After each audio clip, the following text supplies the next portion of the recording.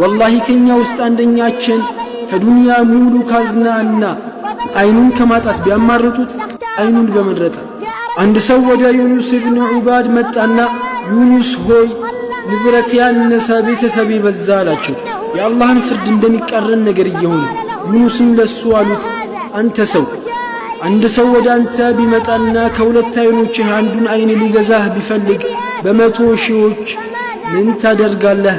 ድሃውም አለ በመቶ ሺዎችም ቢሆን አልሸጥም። እርሳቸውም አላህ ከሺዎችም ከመቶዎችም ሰጠህ፣ ሆኖም ግን ሰማያትን ከፍ ባደረገው ጌታ ላይ ስሞታን ታቀርባለህ አሉት።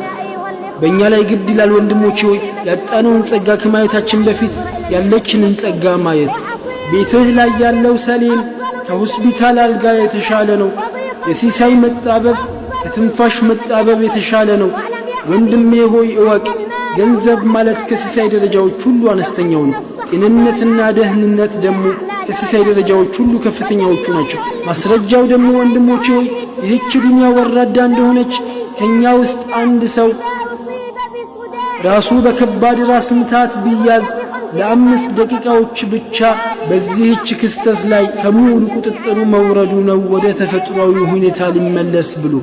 ወንድሜ ሆይ አንተ አሁን ያለ ማረጋጋት ትተኛለህ፣ ያለ በሽታም ትነሳለህ፣ ሐጃህን በሽንት ቤት ውስጥ ትፈጽማለህ፣ ማንም ኀፍረተ ገላህን ሳይመለከት። አንተም በሁለት እግሮችህ ትራመዳለህ በአላህ ሱብሓነሁ ወተዓላ ትሩፋት። ታዲያ አንተ ከዱንያ ንጉሶች ውስጥ አንዱ ንጉስ ነህ። ወንድሞቼ ሆይ ታውቃላችሁ ትክክለኛው ንጉስ ማን እንደሆነ? ትክክለኛው ንጉስ እሱ የሚያስጠጋውን ቤት የተቆጣጠረ የምታስደስተውን ባለቤት